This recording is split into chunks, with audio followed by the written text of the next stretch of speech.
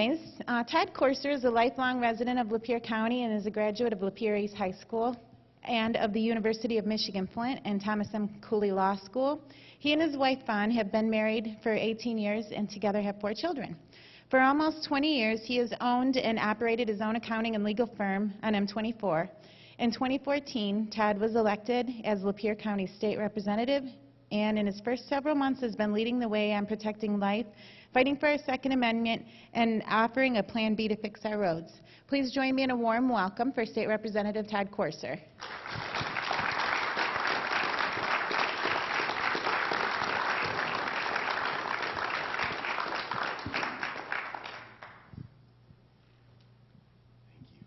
Awesome. I don't know what to do when like that. Hopefully I'll say some impressive things tonight, but it's been kind of a long day. So I'm just going to open with prayer just for a minute, just so I can get my heart right. We've got a few minutes to kind of share together. Father, I just praise you and thank you for this evening. I thank you for the opportunity to come here this evening. I thank you, Father, for the opportunity just to, Lord, to be born in this country and to have the rich legacy, Father, of your divine providence and your hand of provision and your grace and mercy on us. And I just thank you so much, Lord, for the way that you have protected us. And I just ask, Father, this evening that you would just guide my words, guide the direction. And Lord, just help us to kind of relax and unplug here for a few minutes and enjoy the time. And I thank you for each one here. In Jesus' name, amen. Well, it's good. I was on with this. Is it going to be a little bit of a problem? Obviously, you know, as state representative, I was here a couple of months ago, and it was kind of a short, sort of a short situation there. We had Phil, and we were kind of doing some legislative update time, and it's kind of odd because I've spoken all over the state, maybe 200 times, and a few times that I've been able to come back here, really my heart comes back here. And so it's been kind of a, as I prepared for this, I wanted to bring you, obviously, an update that really kind of shed some light on where things are and where things have been and maybe where things are going. And yet you don't have that much time, you know, so we only have so many minutes together. And obviously I can't share every story and every backstory and every sub-story and every hidden little piece of trivia that goes along with that. So we have to kind of prioritize that, and just to try to give you a sense of where things are at as your state representative. I think everybody here is there anybody here not from in Lapeer County that's not in Lapeer County? Okay, we have one. Okay, so where from?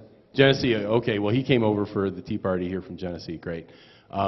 No, so today, you know, obviously I was in session, and you know, I didn't know when I became state representative that half of every sentence that I said would have to do with road funding.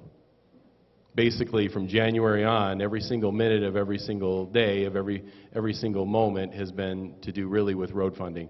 You can mention something about corporate welfare, and in the media, and eventually it comes back to road funding. Everybody wants to talk about road funding. They want to talk about the state of our roads and where that's at. And I think that really has done, it's done some things in the political landscape where essentially a lot of the other messaging and the things that are happening has kind of gotten drowned out.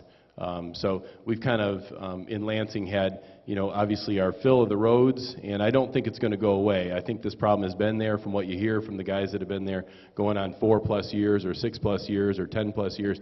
They say it was the same when I got here. We weren't funding the roads enough, and we're still not funding the roads enough.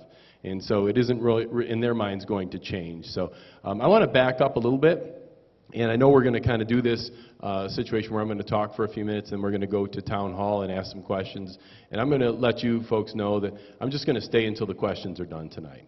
So if they, you know, throw us out of here or they shut down or whatever, I'm just going to hang out here and allow the questions to happen. As long as we can keep it to the questions, I'm here for the evening. That was my plan. I wanted to make sure we had enough time. Last time I think we got cut off.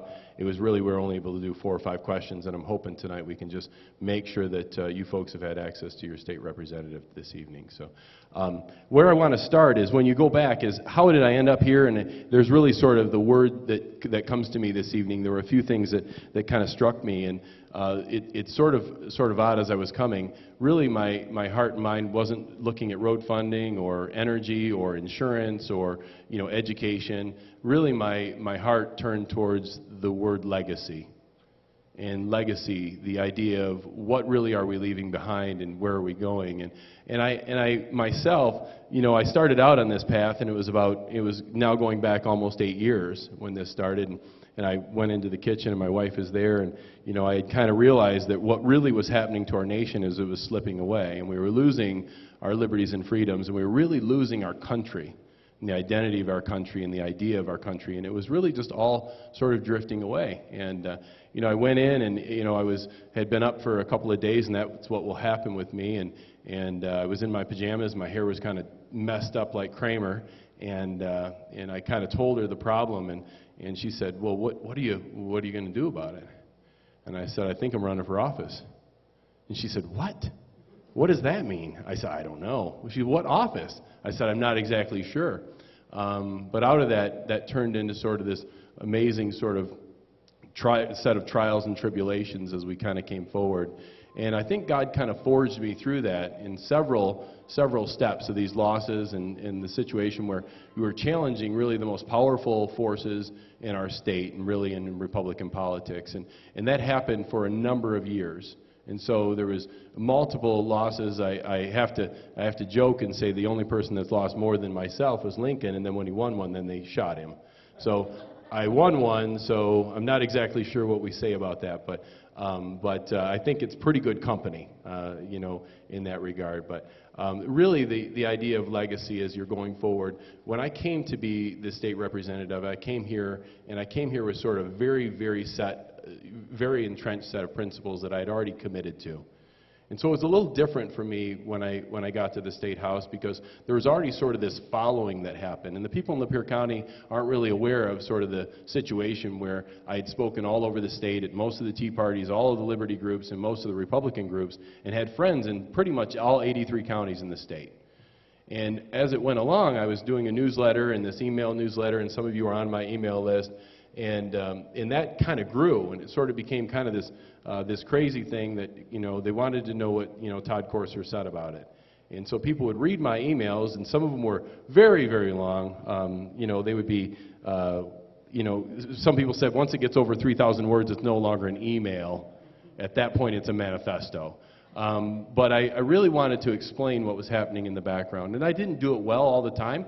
But what happened was there was this messaging that was counter to really the Republican talking points.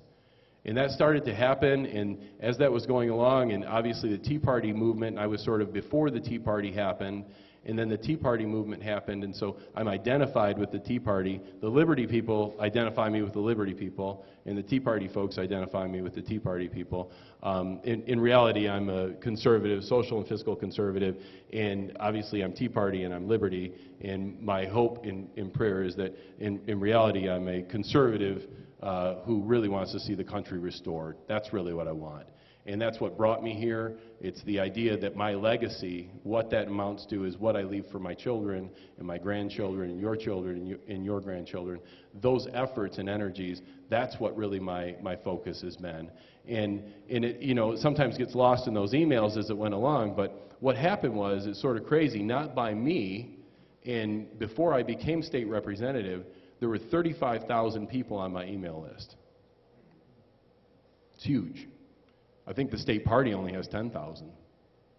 So to give you an idea of the number of people that were now listening to what was happening, and it wasn't me, it was just sort of, bringing that message, a very, very clear, Christian conservative message, and not being hindered by the idea that you were in politics and you couldn't speak the name of Christ. You were simply just bringing out the messaging and trying to be obedient to what God was laying on your heart. And as that happened, the whole list continued to just balloon. And it was sort of a crazy set of events, because then I ran for office this last time. So in that environment, here it was sort of like this was a big deal, but I'd already made huge enemies around the state of those people who wanted to keep the status quo. I don't think this is actually working, but can you hear me? That's fine. And so what transpired from there is that then you saw that primary happen. It was sort of a crazy set of events because it was finally their moment to be able to come raining down, you know, inside of that primary event. And we ended up with a, want to try this one? Yes, please. So it's the third time. Third time's a charm.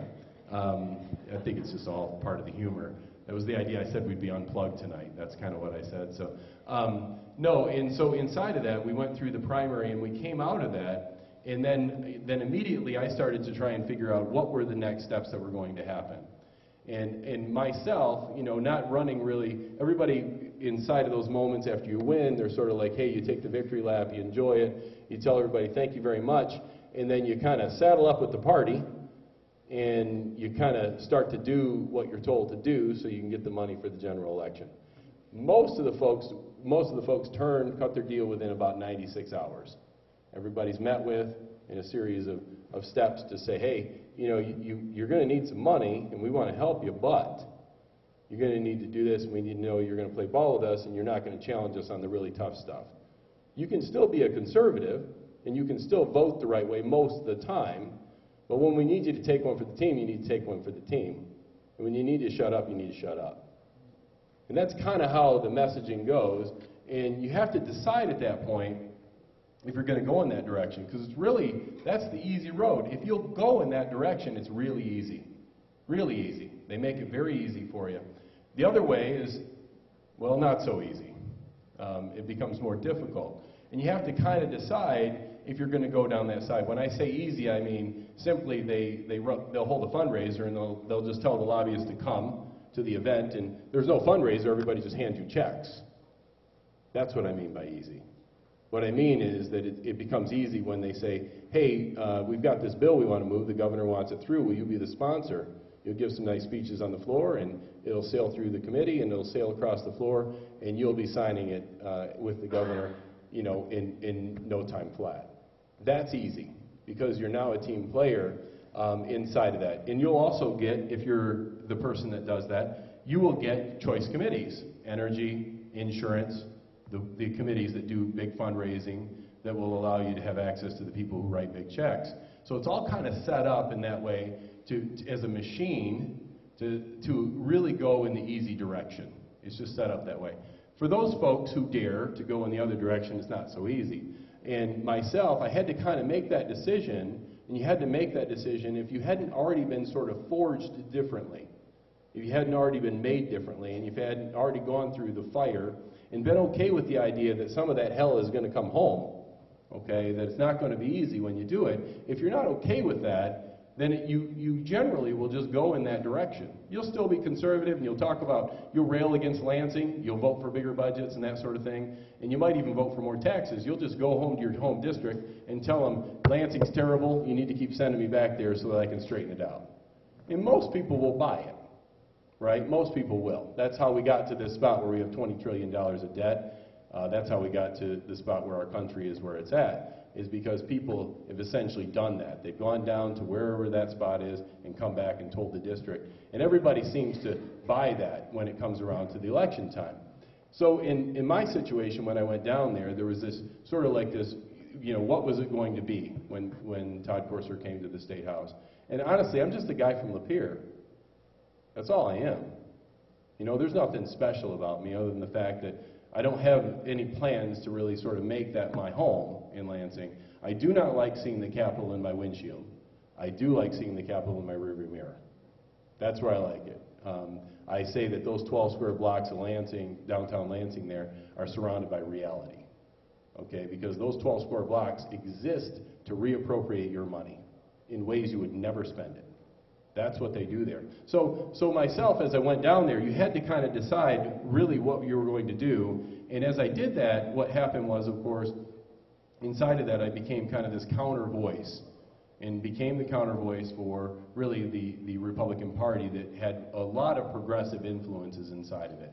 And so immediately there was a lot of media, and I think you folks have seen that with me. I seem to have attracted quite a bit. In trying to use that media as it comes at you to advance the conservative cause and explaining conservatism.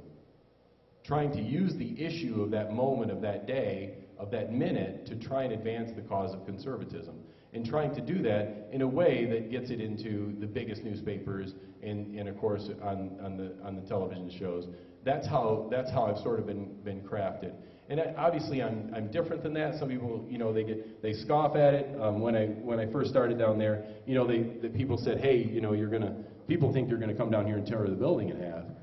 And you know, I just didn't say anything, and I said, that's what they say? And they said, yeah. I said, well, I might. And they look at me and I said, no, I mean, seriously, people are mad as hell out there. You know, we have a failure. It's not a failure of government, it's a failure of leadership. Failure of leaders who are willing to really stand up and take charge of the issues of the day and make sure that we're moving things towards soundness and principles of government, and that we're really focusing on trimming back the size and scope of government from a party that says it's dedicated to that. Okay, so I think that was sort of the beginning steps of it, and there's a lot of subparts inside of that, but as we went forward inside of that, it was sort of for myself, you know, I was doing this for the first time. I've never been in this situation before, never been sort of the guy that comes into Lansing and then all of a sudden is at odds with his leadership immediately in a very, very public way. That's really what was going on. And the leadership, of course, wanted to bring forward, and I think our first real test was about probably week 5. And in my criminal justice committee, we had warrantless wireless wiretapping coming forward. And there was a bill to bring forward warrantless wireless wiretapping, which I don't know if you know that, but that's happening right now. Totally legal. Police are doing it here, not so much in this county that I'm aware of, but they certainly are doing it in Oakland County using what's called Stingray and Hailstorm. And essentially they have these hubs, and it sucks all of the data out of the phones and can listen to live phone calls. Okay, so they can do it without a warrant by simply driving through a neighborhood. Okay, so it's really, really powerful stuff, and they don't have to have a warrant to do it. So there was a bill coming through, and all of a sudden, here I am, and I'm on the committee, and I vote against it, and I tried to put in some amendments on it, and immediately I realized that there were very, very, very few people who were going to stand up against this sort of thing. So you needed to wake up and sort of energize the people. And so, of course, what did? I did what I normally do, which is send out an email and say, hey, you need to make some phone calls, and you need to let these people know, or this thing is going to pass 48 hours from now. It's going to pass. Not it's going to come up for a vote. It's going to pass. So, you know, so that's all I've got. I don't have anything else. I just have the voice that I have, and so I did it, you know. Of course, then I went into caucus the next day, and they weren't quite as pleased with me as they were the day before, because all of a sudden, the building is ringing, and the phones are ringing. People aren't just calling their own rep, but they're calling all the reps. And they're emailing them, they're cutting out pieces of my email and sending it and saying, don't vote for this. So all of a sudden, people then rose up inside of that and started making phone calls because they were made aware of it. And I had never been on the receiving end of that. You know, I just send out the email, kind of, you know, pound on my keyboard, you know, whip it off to the, you know, to the send button, and all of a sudden, you know, their emails are out there. I didn't know what happened when I did that. I didn't know that people actually called, right? I mean, I had no idea that that's actually what happened until I was on the other side, and then I have an office there, and my phone is ringing, and people are calling and yelling at my staff saying, you tell him not to vote for that. Not realizing I'm the one that sent the email to tell them not to vote for it. But what happened was inside of that is that you then realize that you can have an influence. That if one person is willing, and although before, you know, at times I feel like, hey, I'm standing up there, and it isn't just me, but on certain issues you can get a group of people, and on other issues there's only 2, you know, or 3, and it's 107 to 3. Okay, it really is like that. In those situations, I say that I'm shooting BB guns at freight trains, you know, because I hit it every single time. I have a 100% success ratio. I can hit it every single time, but the freight train doesn't notice. It just keeps barreling down the tracks, you know. And so in those situations, what happens is you still need to be that lone no vote. You have to be willing to stand there and stand against the leadership to point out the fact that we're going in the wrong direction. If you're going in a direction and you're growing government or you're eliminating liberty and freedom, you're doing that or increasing fees or increasing taxes or increasing spending, you need to be that person who's going to be that lone vote. And if you're willing to do that, obviously that's going to put you at odds with people who are trying to advance those things. And it points out the progressive underbelly of the whole system. And so that's kind of the way that it worked. But what I realized at that point is how important it is to have that person who will stand. It's just really, really important. It's important to have that person who will simply plant the flag as far to the right as you can on liberty and freedom, and whatever the issue is, whether it's energy, or whether it's insurance, or whether it's spending, whatever it is, to plant that flag all the way over there. Okay, because what happens is, when they bring the progressive stuff, the stuff that's top-down statist stuff, you can see the contrast between them, and the media loves it. They love it because now they have disparity here.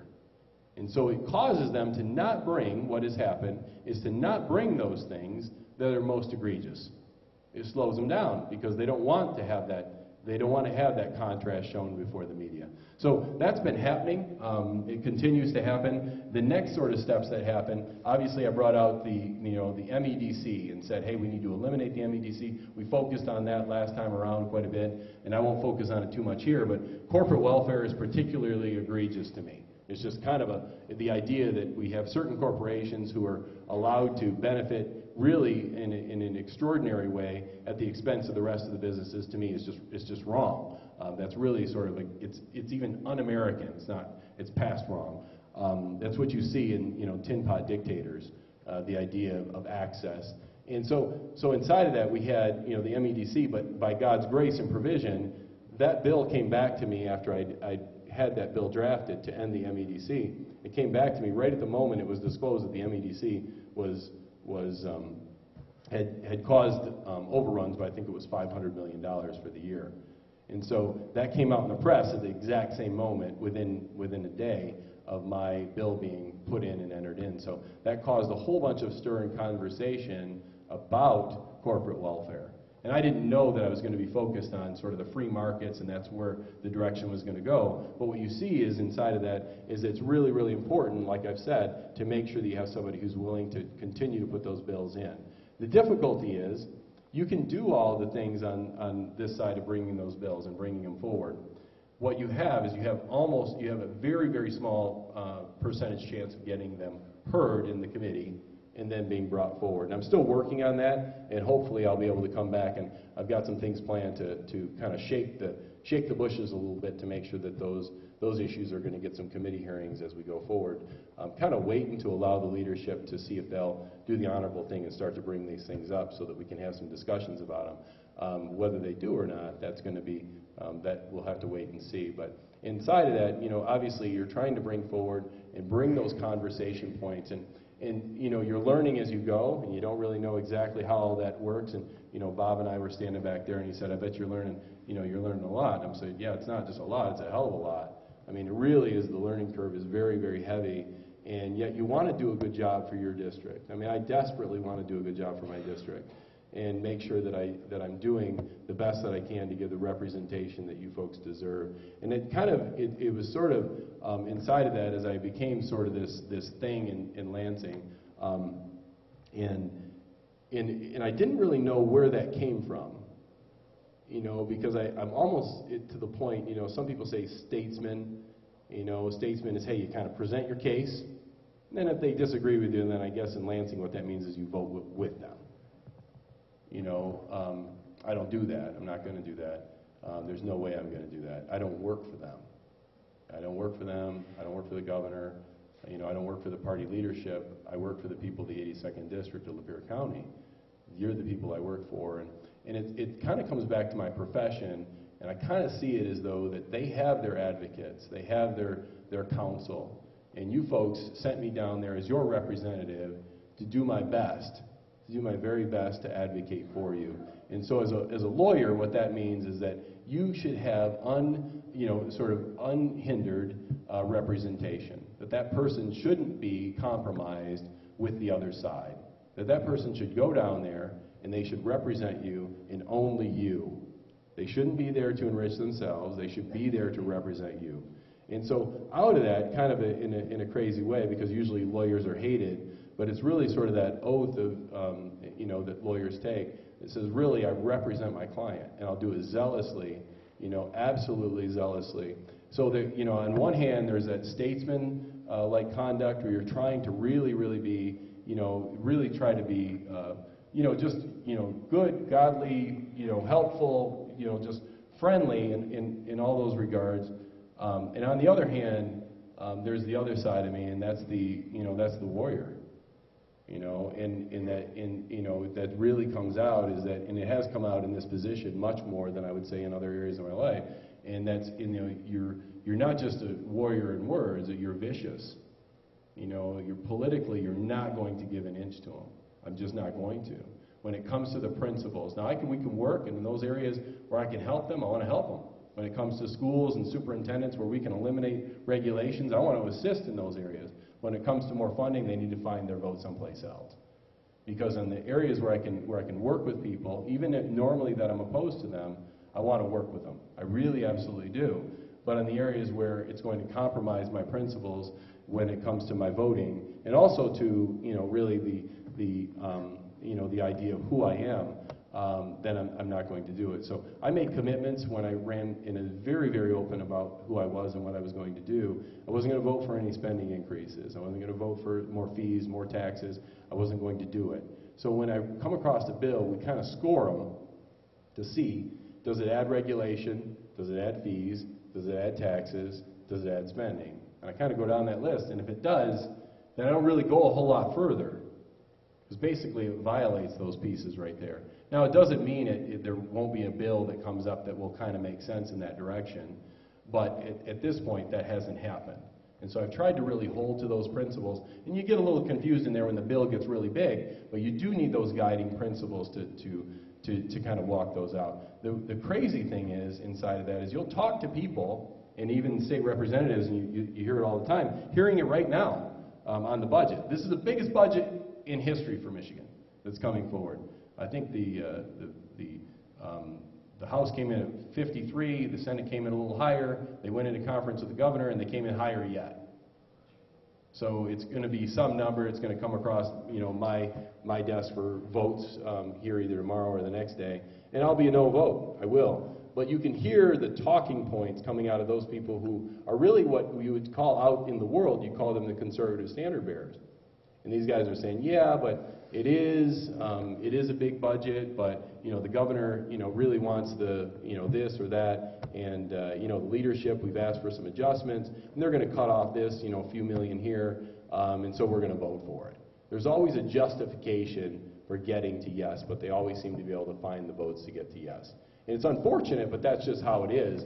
So it is, what I go back to, it's really, really important to make sure that you have people who are willing to stand and to be able to be that lightning rod on the right side of the conversation. And remember, the whole idea of America is it's an idea. That's what it is. You know, when you stop understanding the individual liberty and freedom, and that really we don't work for the government works for us, and that we're not supposed to fear our government, it's supposed to fear us, that we gave it the power that it has, that our rights don't come from government, they come from God. When you lose those ideas and those concepts, which the vast majority of Americans have no idea or understanding about, once that's gone, the idea of what America is gone. It's gone. So it's so important to have people both here, you know, you folks, and then myself in the capacity that I have. I just have a little higher or different platform at this moment, and I'm trying to make sure that I use that moment and use these opportunities to make sure that I drive those stakes in where they're supposed to be. What you do find is that as that palette of bills comes in, we've got a couple more. One of them is, I haven't said this to anyone, I mean, so this is going to go on the, when is this going to go up? Like 48 hours? Oh, good. So it can be a secret between us. How long? It's actually streaming live. Oh, okay. Well, don't tell anyone. How's that? You know, right now, consumers in DTE they're working hard to bring really monopoly over energy. A few years ago, they agreed to bring 10% freedom to the energy market in Michigan in exchange for some lending help from the state and some security stuff that happened. So they agreed to 10%, opening up the market to 10%, sort of a free market. The rest of it's controlled by DTE and consumers. Of course, now we have a new legislature, and every few years you get a new group of people, and they come back with total energy monopoly is what the bill is this time around. And for the most part, pretty much everybody who is even conservative is still, on board with it. Well, right now there's no counter argument to that in the marketplace. There isn't one. You know, I've tried to say, hey, somebody on that committee, because we have some so-called or very, very, conservative people. We have some people who are on that committee, but nobody wants to buck consumers and DTE and face, $100,000 of DTE hate money the next cycle. So nobody will want to do that. There's just not the political will to stand up and do that. So this is just another example. So either tomorrow or on Thursday, I'm going to enter in a bill that totally deregulates the energy market. That's the idea, to bring total liberty and freedom and say, hey, we don't want to just go a little bit, we want to go the whole way and deregulate the whole thing. What will happen inside of that is I bring that. Will that bill get a hearing? I don't know. We'll work to get it a hearing? Absolutely. But the point is inside of that, now you have the contrast between top-down statism of totalitarian decision-making, where you're just giving two companies a monopoly, and then you have the free markets. My hope is, in doing that, you create the conversation that, hey, maybe we don't need to move in the direction of a total monopoly. What we need to do is move in the direction of a free markets conversation on energy. And that should be the case for every area, whether it's healthcare, whether it's education, whether it's insurance. All of those areas we should be having that conversation. The problem is there aren't really those bills being brought forward inside of it.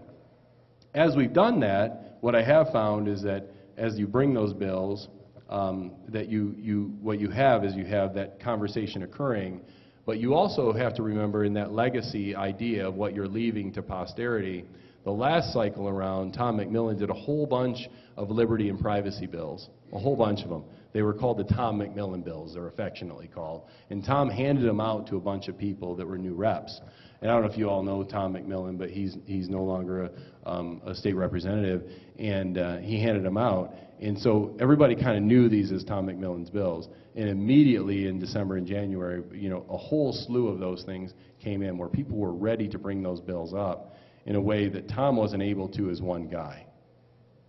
So as you put those things in, you bring those ideas in, that what happens is it sort of changes the conversation, and you bring that forward. So anyway, that just gives you a couple of examples. The one that you're also seeing is insurance with this, the auto insurance thing. I don't think any other issue since I've been there in January, just to give you a side note, no other issue has brought more phone calls and more emails to the district office in Lansing than the idea of the MCCA for the catastrophic claims. This idea that we're paying, I think it's $160 or $180 per driver for the catastrophic health insurance cost, is really, really sort of a big deal.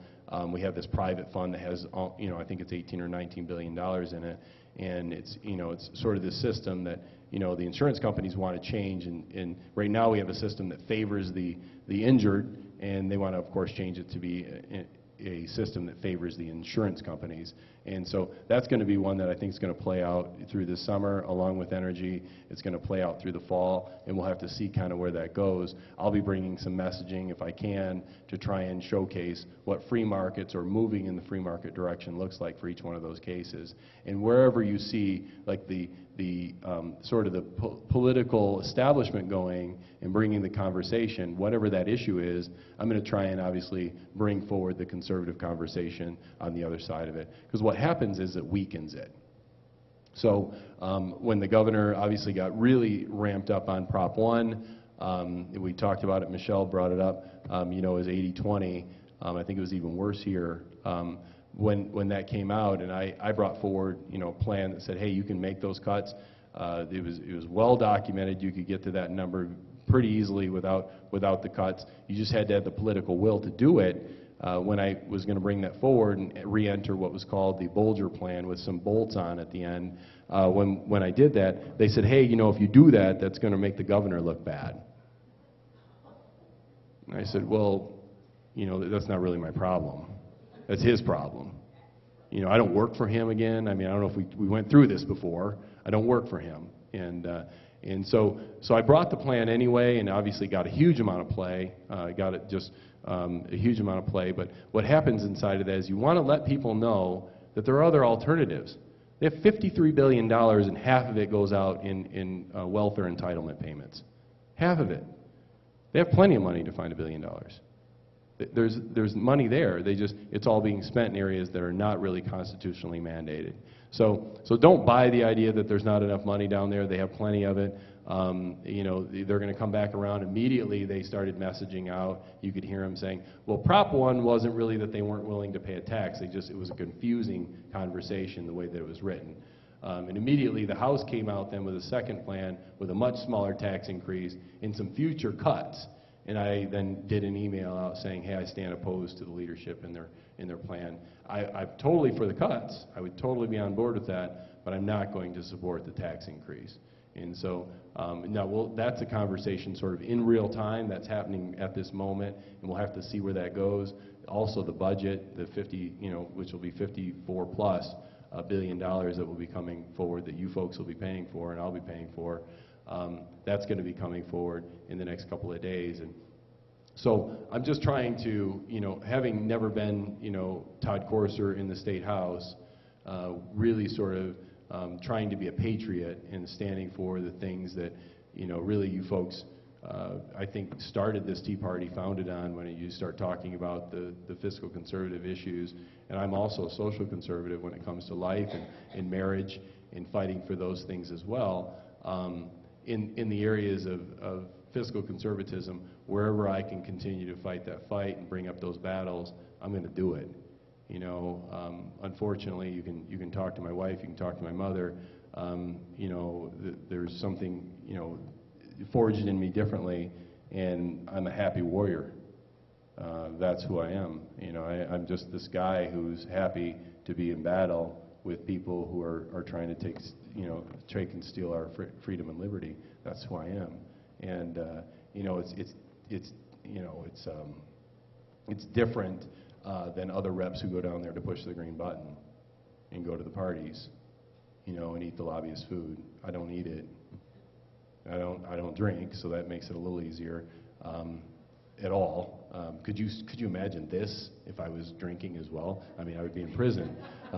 You know, I'm barely under control in the state that I am at this point. So, meaning I really strongly advocate for freedom and liberty and trying to do a good job when it comes to advocating for you folks and doing what I can to bring those conversations forward. And I think that was really, when I was elected, I felt a huge weight and mantle. You know, it was sort of this heaviness that said there was this conservative cause that had happened, and much of the Tea Party, many of them have fallen away.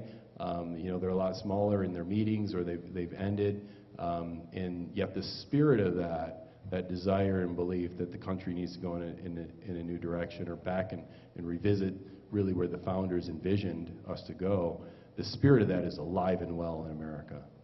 There's absolutely the core of people who believe that the country is slipping away, and we see that, and we want to really hold on to it, and who truly believe in American exceptionalism, and believe in freedom, and believe in liberty, and believe that the Constitution means something and it matters.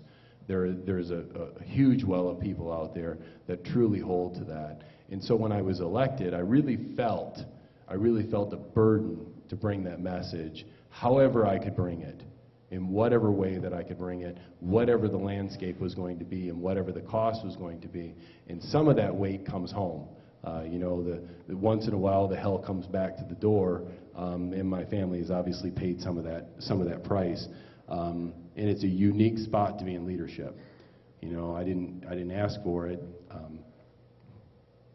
You know, it's not really what you set out to do. We had a very nice life before politics.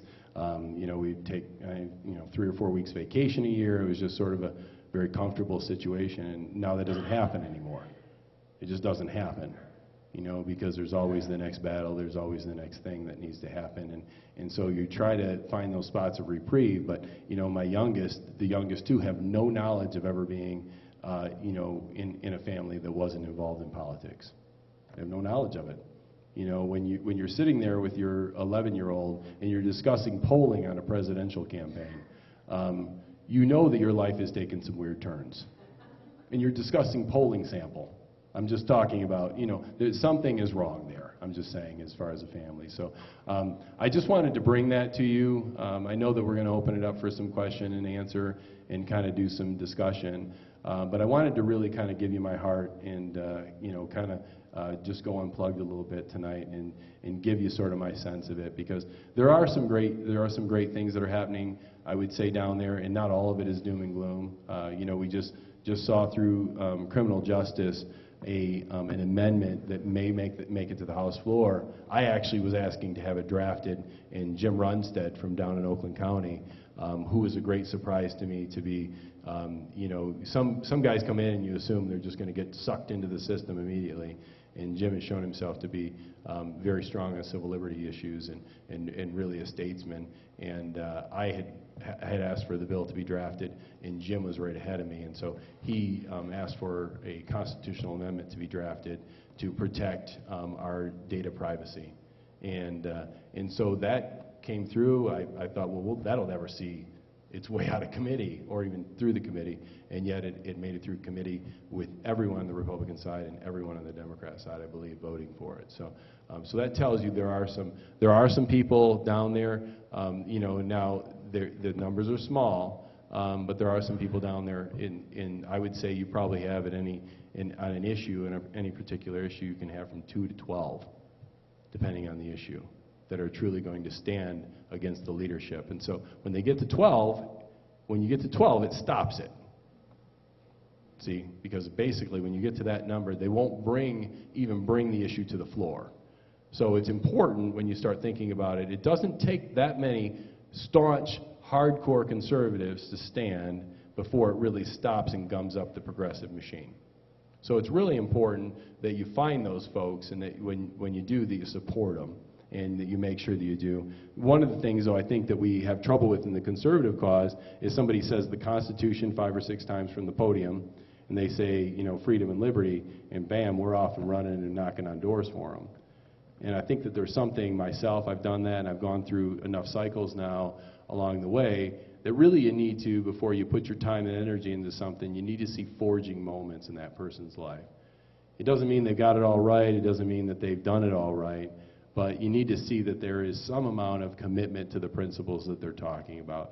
Because I can tell you, you can put all your energy in, and as soon as they win, if they win, they'll be sucked into that whole system within a few minutes. So I think it's something that we're all learning and kind of coming forward with, you know, as we go forward. And there will be more stories. I mean, obviously there's a whole bunch more I could share with you this evening, but I think it's probably important for me to kind of end my talk and allow for you folks to ask some questions. And like I said, I'm going to be here. If we go until 8:30, if we go until 9:30, I'm just going to be here. So I want to make sure that we do this evening and make sure that we get some questions now. If I don't know, then I'm just going to have to tell you I have no idea what you're talking about. But for the most part, I'm just going to try and tell you where that's at. So, Liz, how are we going to do this?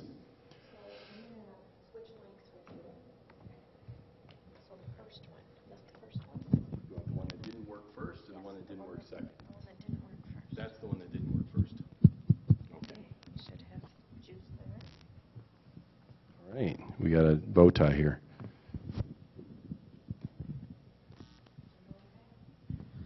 Yeah, okay. How are you?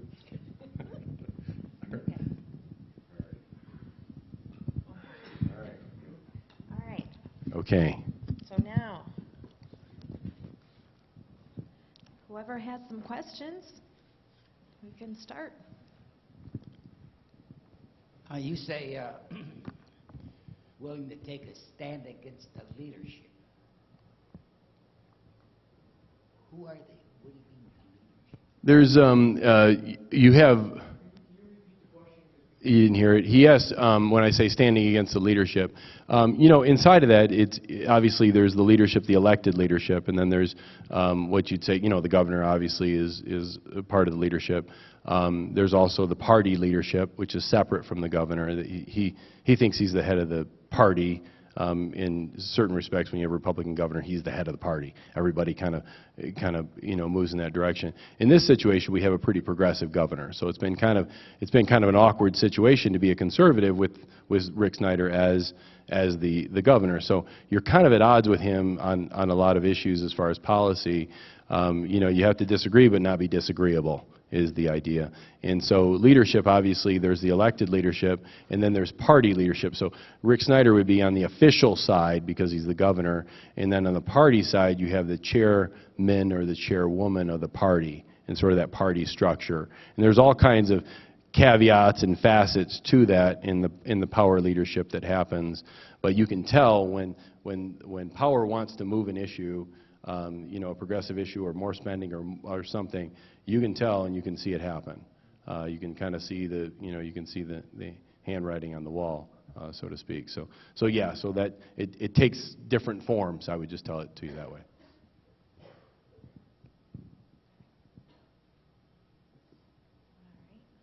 Chloe, do you have a question? You're good? Okay.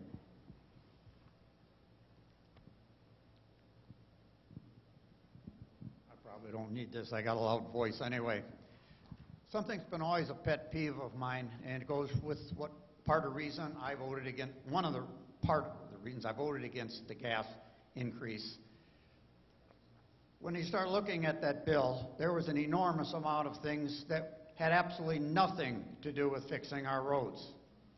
That's typical to when they want a school election. Everything's for the kiddies. But they'll have something that's taken away some of our rights, something that has absolutely, well, we're gonna have a monument to Joe Schmo down the road because he was a great guy. Had nothing to do with education, had nothing to do with the roads.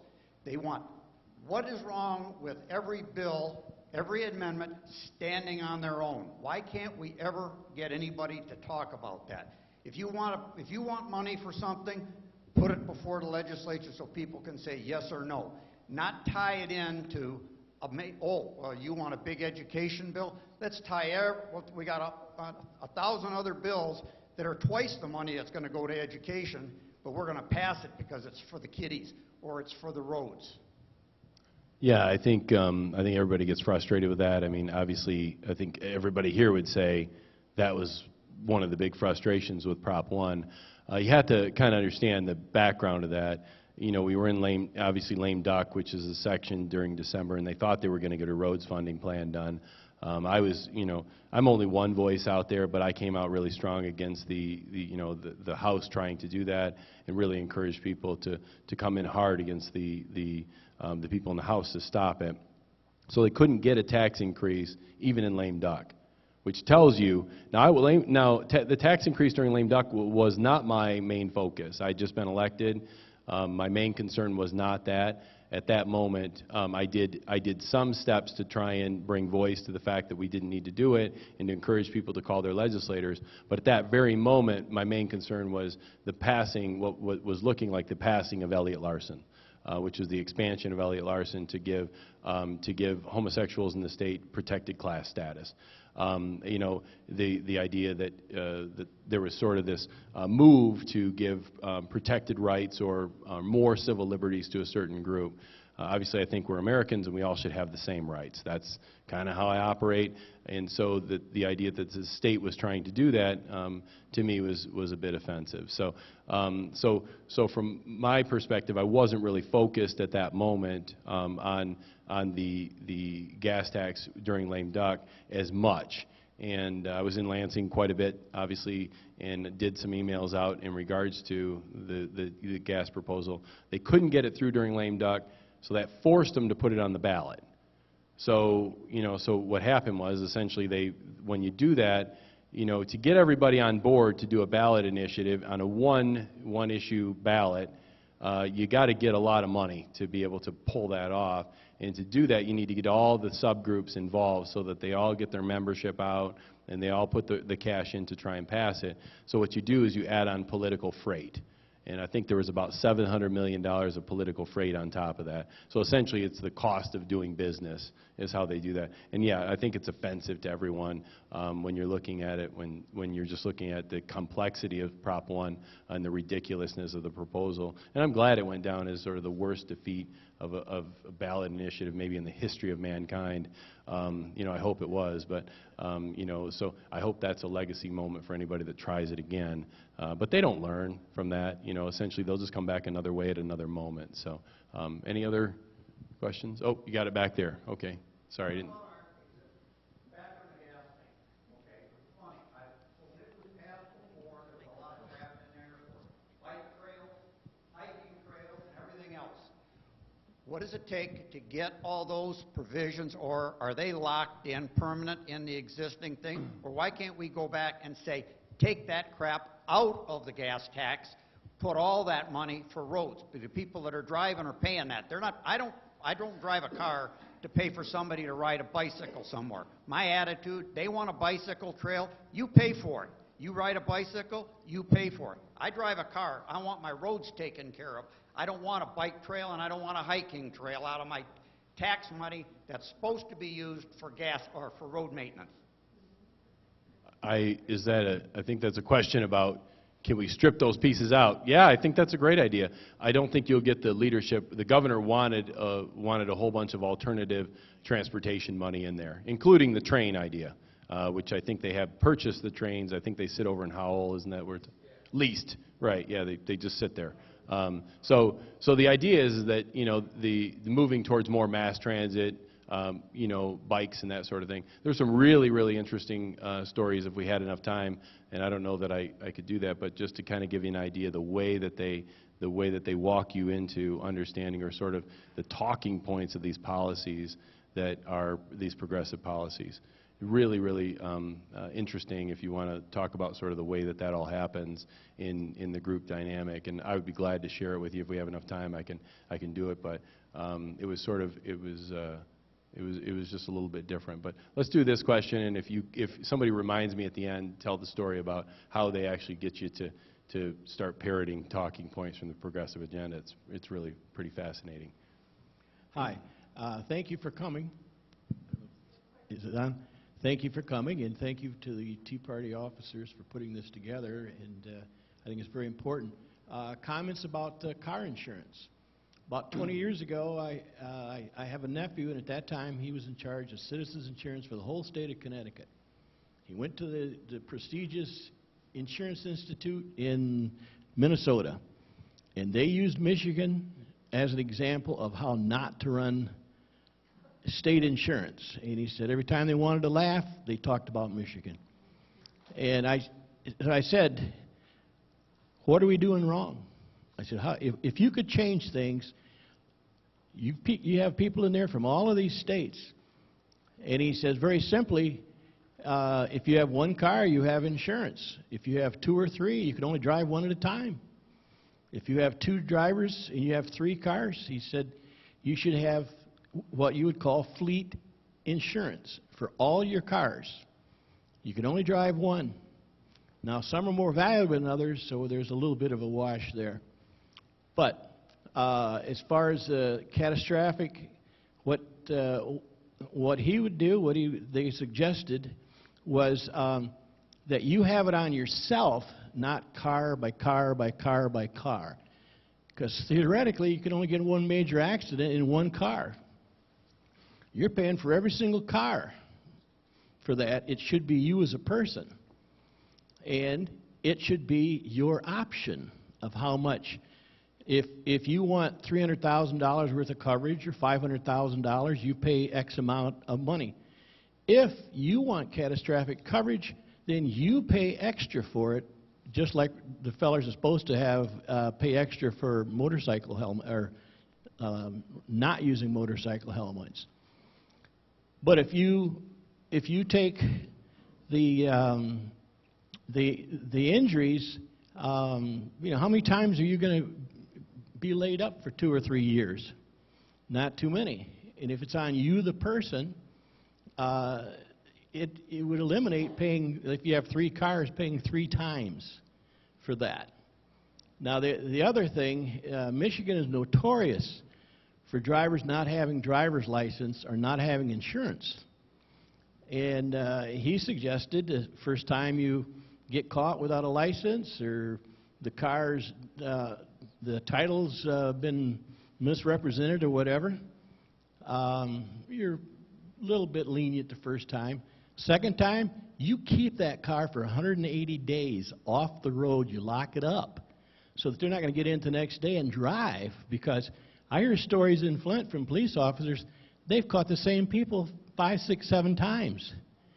Take the car away. Lock it up. And if you want to get to work, then make arrangements. Thank you. I think I can just speak to the idea of insurance, because nobody likes the idea that the rates in Michigan are really extreme, kind of like the same idea with energy. You know, you learn a lot as you go along.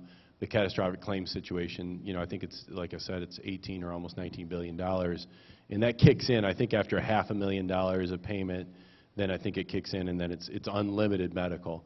And that obviously has been around for, I think, 40-some years that we've had that situation. And, you know, myself, you know, when you're looking at that, what you have is you have a system that's a status system that everybody's forced to pay into, I think it was $184, that favors those people who are injured. And I think it's really important to understand those people either, one, are going to be, you know, taken care of that way, or if you didn't have that, they're going to be taken care of on Medicaid.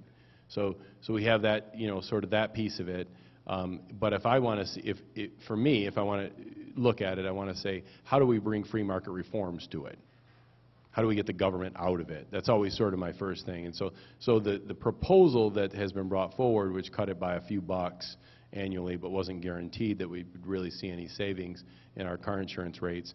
The proposal that was brought forward and brought through the Senate on really sort of just a very, very quick moment that ended up in the House is a proposal that kind of shifted that status system that was totally anti-free markets and shifted it to where it favored the insurance companies. So, you know, if it's me, you know, it's one, I can either favor the insurance companies or I can favor the people who are injured. At that point, I have to kind of look at it and say, I'm not in favor of, you know, of shifting it to the insurance companies. Myself, looking at it, I just haven't had time to put it together. But really, what needs to happen is you need to bring free market principles to the idea of our insurance market, and to allow people to decide on, just like he was saying, to decide on the amount of coverage they want. If you want unlimited, you should pay for it. But if you only want another $500,000 of coverage, you should pay for it. If you want $100,000 of coverage, you should pay for it. So that allows for people to be able to price in and out of the market. It will also give more insurance companies the opportunity to come to Michigan, because right now they have to be able to provide this unlimited, never-ending benefit for medical care. In the MCCA, there was a court case for that fund that basically said whatever the healthcare professional charges, that's what the price is. So there really is no cost containment vehicle inside of it, and you'll see, you know, the charts they'll show, and obviously the insurance company is going to show you the most egregious examples, but where they're paying, you know, $3,000 for an MRI, you know, where it's just really, you know, sort of outrageous what they're being charged for the MCCA, because really sort of that's just where there's a huge amount of money. So they want to bring the cost containment, and on the other side, we want to bring the insurance rates down. To me, the only real way to do that is to bring free market principles. That's the only way to do it. So that'll be another area. I'll bring some conversation, and that'll be a great messaging moment to kind of take out into you know, into email and Facebook, and it'll get some play on MLive whenever I do something like that. The Free Press will pick it up, and that sort of thing. And once in a while, I'll end up on WJR or Off the Record or something like that. So you just try to take that and then advance the conservative principles using whatever that moment is. And when it comes to car insurance, it hit a wall when it got to the State House. Basically, it got through the Senate on that side of the building. It came across to the House side, and immediately, if they had run it through that week, they probably would have gotten it. I would say right now, a third of the caucus, a third of the 63, from me looking at it, are dead set against the proposal that came over from the Senate that now shifts it towards the insurance companies. That's just my sense of it, and I could be wrong in that, but that's kind of the idea. So So you'll see some reforms. I think there's going to be some things change in that. Obviously I'd like to see everything and we win every battle, but war isn't like that. You have to have a strategy, and you have to kind of think about it, and how much kinetic energy can I have, how many issues can I fight, how many things can I really get all upset about. Really at some point you're numb to all that, and you're just like, I guess it's just another $1 billion. There's nothing I can really do about it.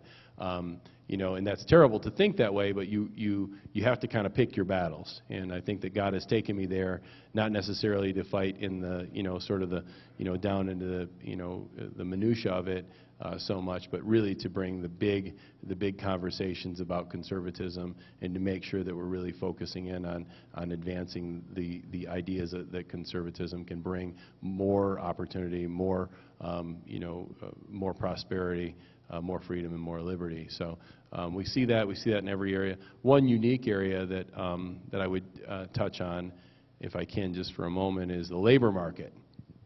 And it's kind of interesting. Basically, government has done everything to price out, young people from working in anything. Basically, can't push a cart now at the grocery store. When I was in high school, there were some guys that worked the third shift while they were in high school, cleaning out the paint booths at the places, those little factories, in town. They would work third shift and then come to high school. Okay, and I ran like a bandsaw, after school. Could cut your arm off or whatever. And I worked, doing some excavation work down in a hole as a guy who put pipe together. And those were things that I did. Obviously, some farming stuff and those types of things. And then of course, my dad is in the meat business. So of course, we were always doing things that now. If you tried to employ a child to do that, or a young person, OSHA would shut you down, and they'd have you brought up on humanitarian charges at The Hague or something, because it's just not allowed to allow children or young people to experience work. And I think that's really something that's really unfortunate, because you have people graduating at 18 years old who really don't know how to do anything. They really don't know how to do anything. And so now what you see is the governor has now come in with hundreds of millions of dollars in workforce development. And the government now is saying, okay, what we got to do is we got to get kids into a classroom to teach them how to think about how to actually do real work. But we can't have them go out and do real work. We can't have them build a house. I know Davey's laughing at me, because you can't have them go and pound nails. You can't have them, run a saw. You can't have them carry brick. You can't have them, mix mortar. You can't have them do any of that. What you need to do is start classes and get them into a classroom, and have universities and community colleges start programs where we can spend hundreds of millions of dollars talking about how to teach kids how to go to work. Okay?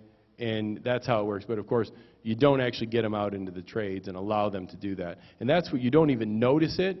You don't even see totalitarian statism all around you. You don't see it there, but that's actually what's happened.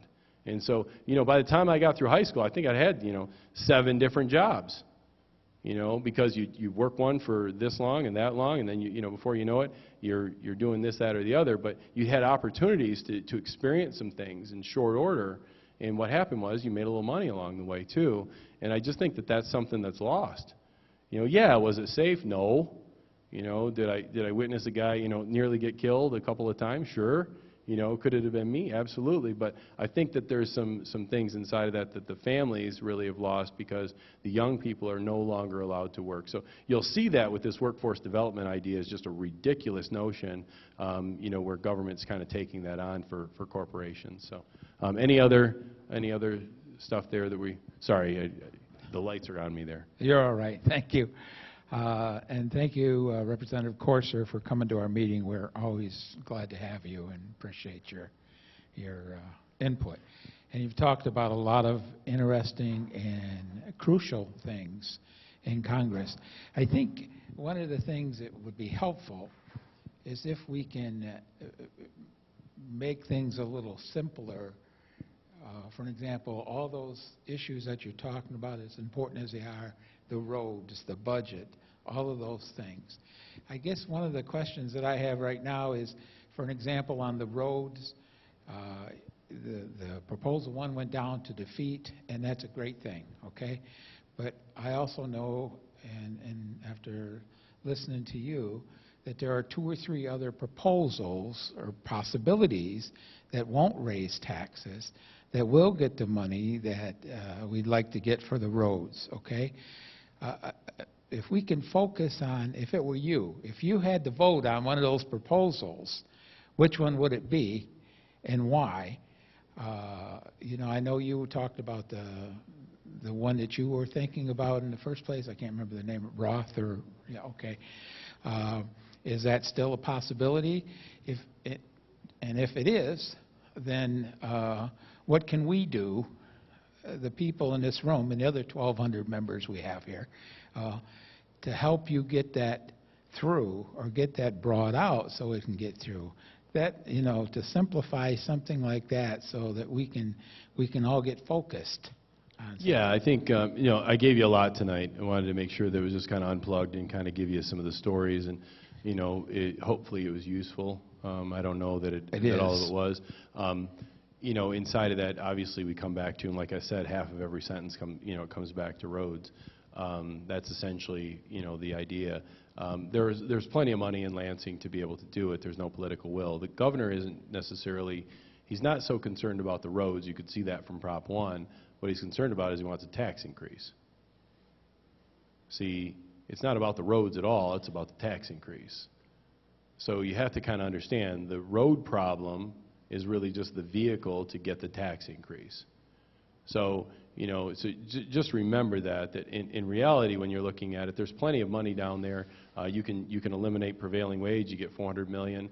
I think it's, you know, the adjustments on sentencing guidelines that you know, pretty much, you know, every scholar in the state says needs to happen, and you save another $400 million.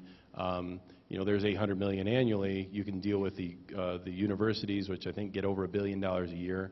You know, you can do some adjustments in that. Revenue sharing, you can kind of walk out some of those pieces. MEDC, you know, several $100 million there. There's plenty of resources if you want to do it. There's just not the political will to do it. So there are plans. Mine was the Bolger. I took the Bolger as the chassis and then bolted on all of those pieces to say, really, there's plenty of things you can cut out there. But really, all they have to do is cut 2% off everything. So is there some, I'm sorry to interrupt you, Yeah. is there something in the works right now where you can say, folks, if you look at this situation, this will solve the problems? Okay, it's something that you have presented or are going to present? Right, yeah.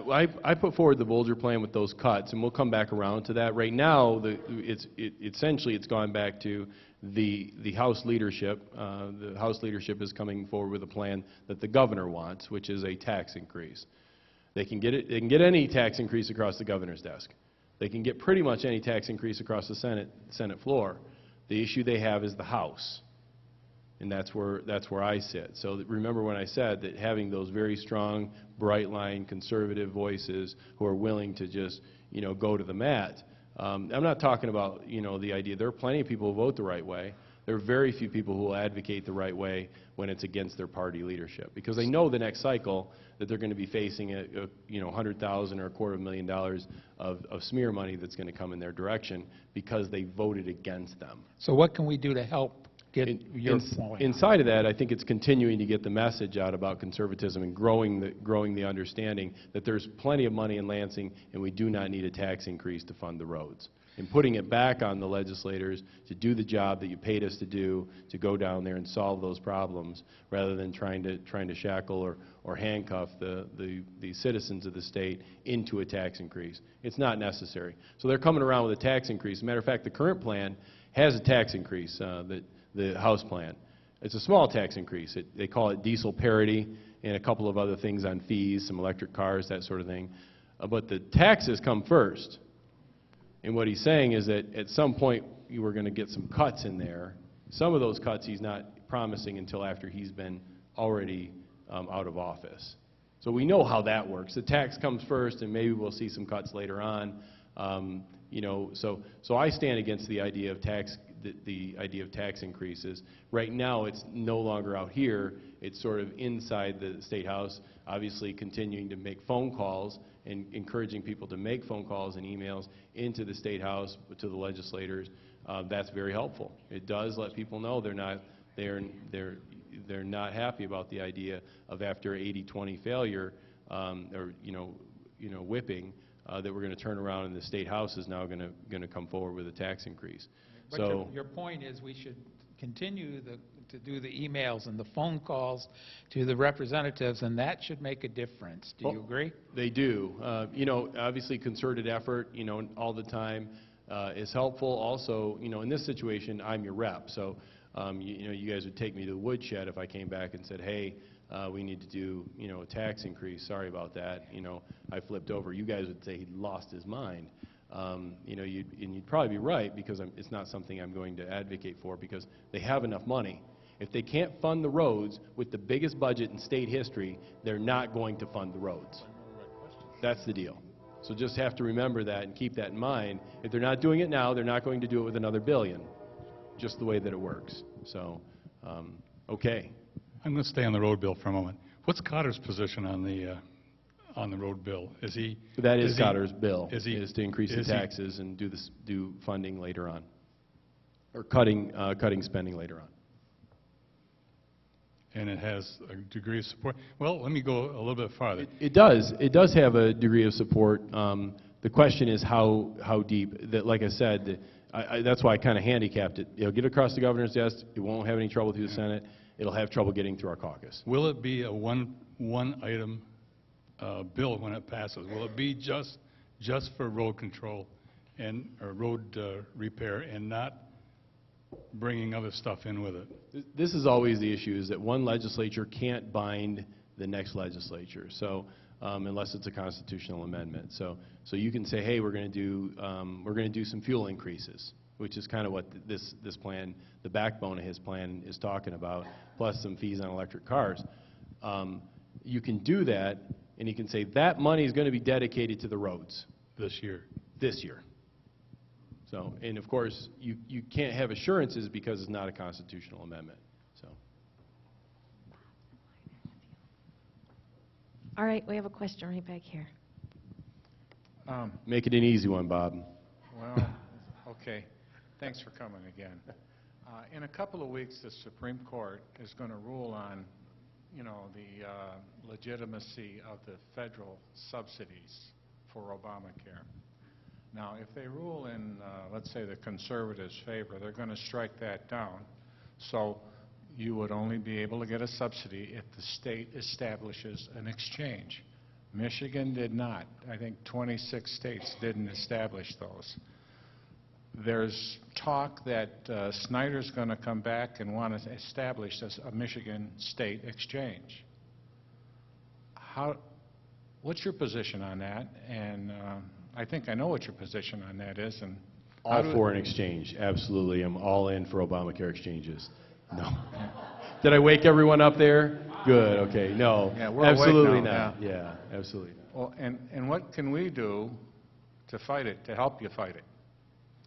I think it's obviously, first and foremost of any of this is prayer. I'm just talking about the whole country, and continuing to pray for the country and pray for the leaders is so important.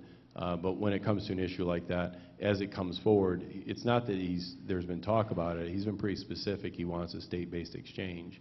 It'll be very hard to get that through the State House the way it's currently situated. Now, they'll do it. They know how to buy the votes on the other side of the aisle, and they know how to take people to the woodshed, and they know who to pay off. So it'll happen if they want it to happen. So what you have to do is you have to bring enough pressure from the outside as that kind of winds forward. Right now, that's not the case.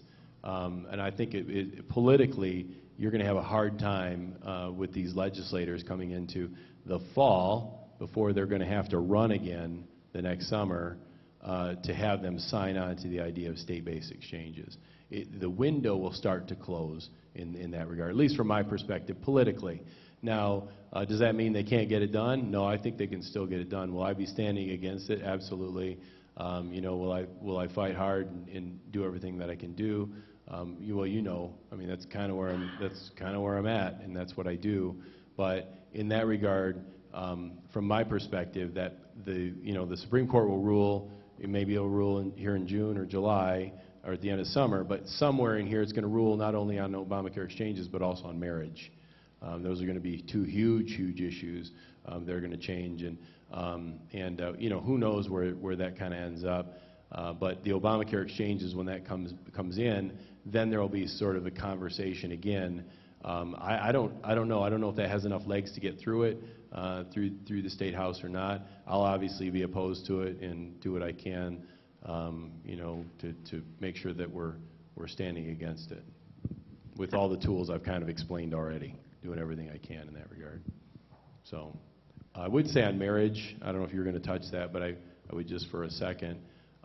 You know, obviously we have a situation here. You know, we have a Supreme Court, we have a secular progressive, you know, sort of wave in the country that's been happening, and the idea that the Supreme Court, nine black robe masters are going to make a determination to throw out, you know, thousands of years of history is sort of a ridiculous notion, but that's really where things have gotten to, and I think that really can only be dealt with prayer. So, in trying to work through those myself right now, and what is possible at the state level. Dennis? Why don't you use the microphone so that the people can hear it on the Yeah. Todd, do you have somebody to walk with, another legislator that is having a town hall, maybe somewhere else, with the same feelings, with the same gumption, with the same strength? It's a tough crowd. You know, there are, on some issues you'll find friends, but they're you know, really it's a pretty thin pack when it comes to, you know, those people who are mavericks.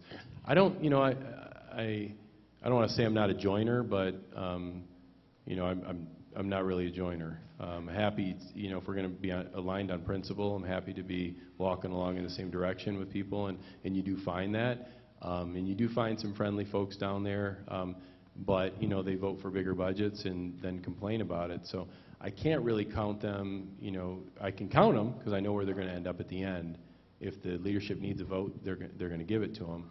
And so I think that there's just a real lacking. There are a couple that I would say that are, you know, that are terrific examples, but, you know, they obviously they're few and far in between. When you have two or three, it doesn't do a whole lot. When you have 5 or 6, it gets to a certain number when you get to a sort of a gravity moment.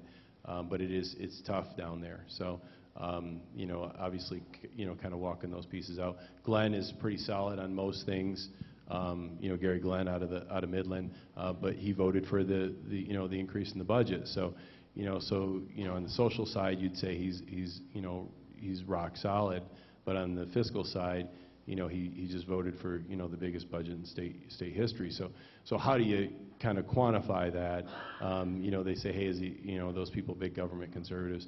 Gamrat from the west side, from Allegan, you know, is rock solid when it comes to, you know, pretty much all those issues, and does a great job in regards to that. There are a few more, like I said, Runstead, when you get into down in Oakland County, Jim has done a good job with civil liberties. So you kind of find them in these little spots, and they'll be, if you're in that area, they're going to be rock solid with you, and outside of that area, well, maybe not so much. And you just kind of have to understand that, and you try to put together a coalition of people who are willing to stand against it, and that's kind of how you have to operate. And somebody that you're against on one hand, you know, may not be against you on the next hand. And so that's sort of the idea of statesmanship. You know, you don't want to really, you know, cut their head off and drag them across the House floor, because you know 5 minutes later we got to vote on something else. So you kind of have to understand that it's part of the whole process. That, you know, understand they might be, you might need them the next round, and they might need you. So yeah, we can agree to disagree on certain issues, and yet you have to understand that you sent me there as a representative and to be the best statesman that I can, and that, you know, that says to stand for my principle, and then also to be able to understand that, you know, you can't force them to vote the direction that you want. You know, it's a constitutional republic. So I would say what's been kind of interesting is we got all kinds of Democrat friends down there. I mean, just it's actually kind of amazing. Lots of friends. They're not threatened by me at all. They love the fact that I hold my leadership accountable.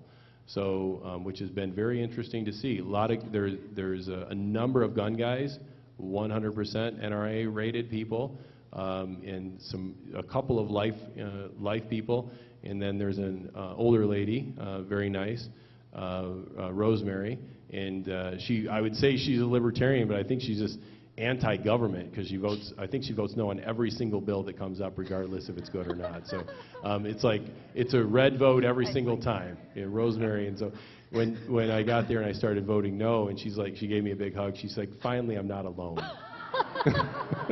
Well, we're kind of not the same, but I get what you're saying. So, but no, you'll find some friends, down there because, and that is sort of an interesting dichotomy, and you do learn some things from the other, sort of those perspectives that you wouldn't know about. Education here in Lapeer is going to be a totally different animal than it is 70 miles south of here, or 60 miles south of here in Detroit, and those representatives are dealing with sort of a different situation, and we can all say, oh, it's horrible, and it's terrible, and all that, but those families want their kids to have good educations and have prosperous futures too, and when bills come up, you're trying to figure out how do you make sometimes a bad bill less bad, or to try and move things in the right direction. So you gotta keep your mind open, and hold to your principles, but also keep your mind open to trying to walk those things out. Well, Liz? we're gonna try to squeeze a couple more questions in However here you real want to quick. do it. I'm leaning on the podium, but I'm all good. All right, Okay. we've got a question here from Gavette, and then we're gonna go over here to Ken Parker. Well, again, thanks for coming, Todd. Appreciate everything that you're doing. I would encourage everybody that if you don't already have it, if you've got a smartphone, get that Project Smart Vote from the Mackinac Center. Get the app. I think currently I'm either 96 or 97% with you. So the other ones, I think it's just because I haven't caught up with filling them in. So you're doing a great job there. Two things. Bob touched on it a little bit. The Obamacare exchanges. I know our current state senator told us about myself and Bob about 3 months ago at a function. He was very open to taking that up. So this is just for the people here. Keep watch on what goes on. We'll be sending emails out when it's time to make our voices heard.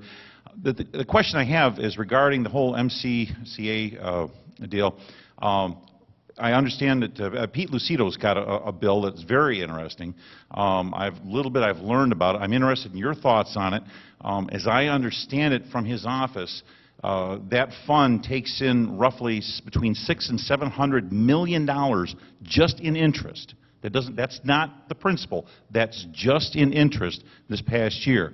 They want to use a portion, I believe it's 300 or 350 something, between 300 and 400 million to put towards the roads of only the interest. So, and I'm curious, what are your thoughts on the bill?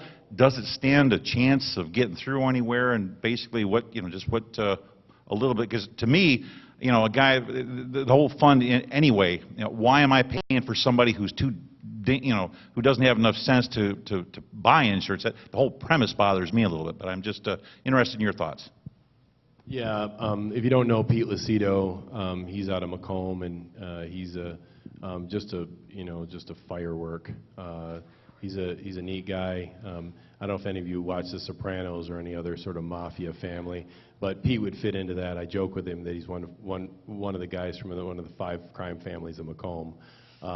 He's a neat guy. He does really advocate for the things that he cares about, and it's neat to see him kind of taking strides and moving in that direction. In regards to that proposal, as far as using the money from the MCCA, that money obviously was set up 40 years ago and continues to be contributed to, I think, at $1 billion a year. And so I'm not sure the legality of how that would work out to start to use that for road funding, as opposed to the folks who have the catastrophic head and neck injury or spinal cord injury problems. So I'm not exactly sure that that's the direction. I think there's other areas that are easier to deal with. Can it come across the floor in some modified form, and would I take a look at it? I think you just have to see it in its final form. And I'm open to anything when it comes to the potholes. I mean, I hit them. It's 102 miles from my house to the Capitol parking lot, and the Capitol parking lot's in horrible shape too. We'd like to see something done with it, and I think there's plenty of opportunity in the budget that's there to find $1 or $2 billion. They can find it when they want it from those restricted funds, and they just unrestrict them. And so they'll tell you those restricted funds can't be touched. But you can see bill after bill where they adjust it and change it. And so, once they declare it's an emergency, which the governor said this is an emergency, then all bets are off when it comes to restricted funds. And so they can actually get into those resources. The problem is they don't want to, because a lot of that is matching money from the federal government and whatnot. And I think it's really important that we also start to push back on the federal government in that regard when it comes to the way that the overbearingness of the federal government, the EPA, and all of that sort of business. There just needs to be some state sovereignty exerted. And I know that's not core to your question, but whatever we can do, obviously, in regards to roads, for cutting the size and scope of government and reprioritizing it according to the Constitution that we have in this state to make sure that we're funding infrastructure, I think is totally appropriate. So. Well, if repairing the roads prevented catastrophic injuries, maybe there would be a good fit there. All right, Ken? Well, Todd, thanks for coming tonight. I know we've had a little bit of success with the Second Amendment with Senate Bill 34 and 35, and I just want to know, are we done pushing on the Second Amendment? There's a lot of other states out there in the country that are pushing to clarify what the Second Amendment means for their citizens, and I'd like to see more done in Michigan. So is there anything else in the works, or are we backing off from the Second Amendment because we did have those boards going away in December? Yeah, the Second Amendment never goes away. I mean, there's two issues in Republican politics that really matter when it comes to elections, and that's life and guns, and not in that order. Basically it's guns first, or I'm joking, but really it's life and the life of the unborn, and then guns. And so the Second Amendment is a huge deal. I brought forward a bill to end handgun registration in the state. Been working, Gamrat's working on the constitutional carry bill that will kind of mirror, I think it is, the main bill, or it'll be very similar to that, to allow people to simply constitutionally carry, if they meet the criteria of being, not a felon or whatever it is, and over 21 or over 18, to simply allow the Second Amendment to be the Second Amendment. And I'll certainly co-sponsor that when it comes to the floor. So I think it's important that we do what we can. There's a whole bunch of movement out there. As we bring those bills, what they'll tell you, and I know we're in church, so I can use the word hell, there's not a snowball's chance in hell for that to get out of committee and across the floor and through the State House. The issue is that they also don't want to have a situation where they're holding those things up and they come into an election cycle, and now it can be said that these guys are holding these things up. The last thing you want to do is have, life at conception bill in your committee, and you sat on it for a year, and now somebody comes along and runs an ad saying that you're not pro-life because you were unwilling to take that up. So I think they're going to run into a spot as I start to stack these bills up, and other people are stacking these bills up, that at some point that's going to create some conversations about how conservative are they, how committed to life are they, how committed to guns are they. That's going to be an issue. So I don't think we're done with the Second Amendment at all. I think that the Second Amendment, obviously if we can bring constitutional carry, where essentially you just carry. You're just allowed to carry. You should be able to. There shouldn't be any reason you shouldn't be able to. It's not a privilege. It's a right. And so, that's kind of one of those deals. The other one note on life, bringing the life at conception bill, and I co-sponsored that, and it had a huge number of co-sponsors. And you can pray about that bill. It's being redrafted. We did it. It was at Christmas and needed to be redrafted a little bit. And I think it had 24, 25 co-sponsors within 24 hours. Which is huge when you only have 63 members, right? So, I mean, it was very quick. Everybody wanted on board. There was a group in the state that really is said to be, I'll just say it this way, they undermined it and said some things that were completely untrue about the bill, and forced, I would say, 2/3 of those people to withdraw their names from co-sponsorship. Or they would lose, they'd lose a certain amount of their support. So that's that. They didn't want that bill to make it to the floor, the life at conception bill. because if it made it to the floor, everybody that's Republican that says they're 100% pro-life has to vote for it. And so they can't have it get to the floor, so they tried to kill it in committee. So that's sitting and rotting in a committee at the moment, and that will be brought back up, I think, here. If it's not brought up, during the summer months, it'll be brought up here this fall again, and brought forward again. So as you do that, even though it doesn't get across the floor, forcing those conversations when you're a small minority, meaning a small conservative minority in a state house, is absolutely crucial for the cause of liberty. It's absolutely crucial to have those people who are willing to, stick their necks out to make sure that those bills, every single one of those progressive bills, has a conservative counterpart. It's crucial. So Tim's doing the timeout. And I think Michelle's coming with the shepherd's hook. She's going to pull me off the actually, stage. I'd like you to stay up so- there. I'd like you to thank you for, a wonderful, wonderful town hall meeting Oh, no, tonight. it's- Great questions tonight also, and very thorough. If there are more, I think you said you're going to be sticking around a little bit. I will. I want to thank you again, and would you do the honors of a closing prayer for us, please? Lord, we If just we'll humbly... stand. You want to stand? She wants to stand, so we're interrupting the prayer. We're going to stand. Father, we just come before you and we humbly ask for your intervention, Father, for our country. And Lord, we just pray that you would move, and you'd move in the hearts and minds of people and help them to understand this precious, precious gift that you've given to us, Lord, is not free. And Lord, help them to see it, Father. And Lord, we just ask for your covering, Father, your ability, Lord, to be able to articulate really where liberty and freedom comes from, and that comes from you. And Father, we go tonight, and we go waiting in expectation, Father, for your coming, and we ask, Father, that you would just protect each one here and all the families represented, and Lord, that your hand would be upon us as we depart. And I just thank you so much for the opportunity to come here this evening and to visit. And Father, I hope that your will is done in the words that I spoke, and that your Holy Spirit is moving, and it's useful, Father, for your kingdom. In Jesus' name, amen.